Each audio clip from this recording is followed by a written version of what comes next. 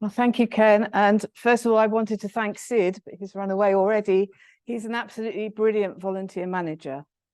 And before I start, I'd just like to say that I'm really honoured to represent the EC volunteers. And of course, each one of us will have a different story to tell you about their journey. And so this is mine. So after taking early retirement from Swansea University, where I lectured in French and in language and linguistics and taught English as a second language, I started volunteering just over 9 years ago in April 2014, and it's been one of the best decisions I've ever made. I started off as a gallery assistant, but by the end of the first year, I was gallery supervisor in both galleries, although I have to say that the House of Life is definitely my favourite, and most volunteers do have a favourite. The highlight of my work with the public was when we welcomed a French-Welsh twinning association to the museum, and I got to perform the mummification activity in French. I also enjoy introducing new volunteers to the museum with gallery tours. Okay, so as someone interested in languages, I started to research the different languages and scripts used in ancient Egypt, producing writing trails, as in the top right there, in both galleries, and my first articles for the volunteer newsletter and for inscriptions, the Friends of the Egypt Centre newsletter. And I haven't stopped researching the collection and writing articles since. And actually in 2017, a New Look volunteer newsletter was launched, as you can see on here, and with a team of editors, including myself, and a regular publication date and some regular features. And actually, we will be celebrating our 25th issue this December. I was very proud of the Egypt Centre when we were awarded the Queen's Award for Voluntary Service, as mentioned by Sid. 2018 was also the year of the International CPEG conference at Swansea. Sid and I got to entertain the audience with my paper on Dylan Thomas and Ancient Egypt, and with readings by Sid in character as Dylan, as you can see here. But he wouldn't shave his beard off, even though I asked him. Okay, all right. From 27 to 19, I was also involved in the curation research of a Victorian cabinet of curiosities. It was donated to the museum and comprised 24 items collected in Egypt and the Holy Land by Welsh Methodist minister, the Reverend John Fuchs Jones.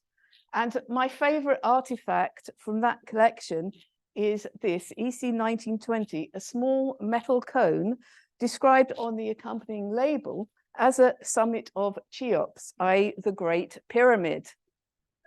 I think he was deceived. Yes.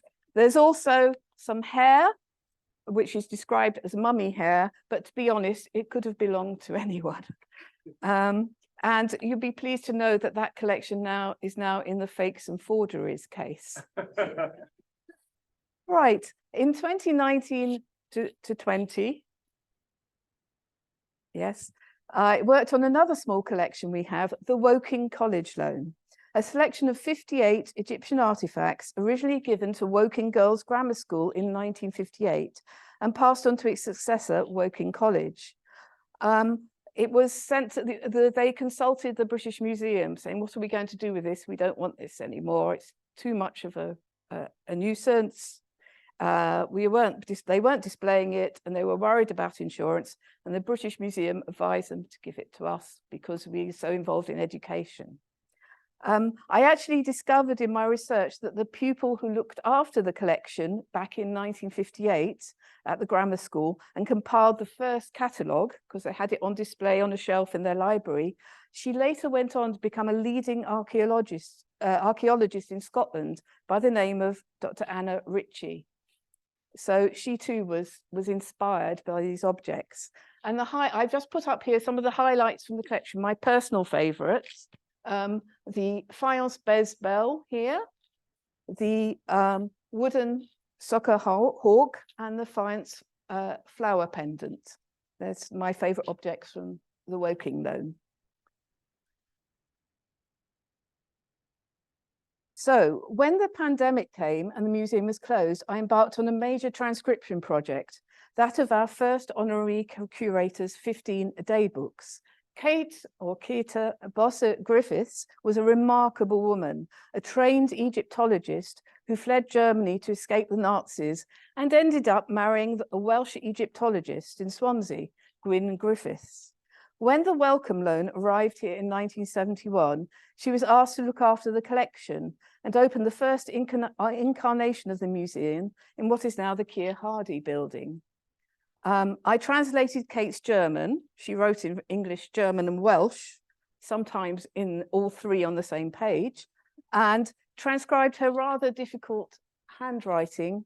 And I learned so much about the evolution of the collection along the way. And the example I've got here, the bottom bit here, fetch coffin from Exeter, driver Phil Thomas, Taibach, with assistance of Emma Davis, who was a volunteer, principal's curtains.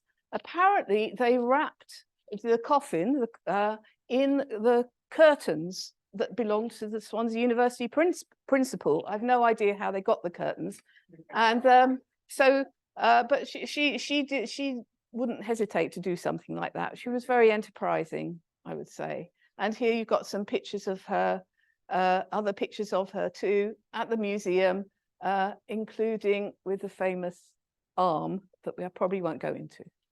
Yes, the missing mummy arm, which made the headlines in the papers. Yes. Okay. More recently, with respect to the Harrogate loan, which we're celebrating today, partly, I've transcribed the Kent catalogue. That's a catalogue written by one of the main collectors from Harrogate. And I've also translated the exhibition Trail into French. That's the current exhibition, Causing Their Names to Live. Anyway, I just want to say I found my time here so fulfilling. The staff and fellow volunteers are so friendly and supportive, and I look forward to every session of volunteering. So thank you very much.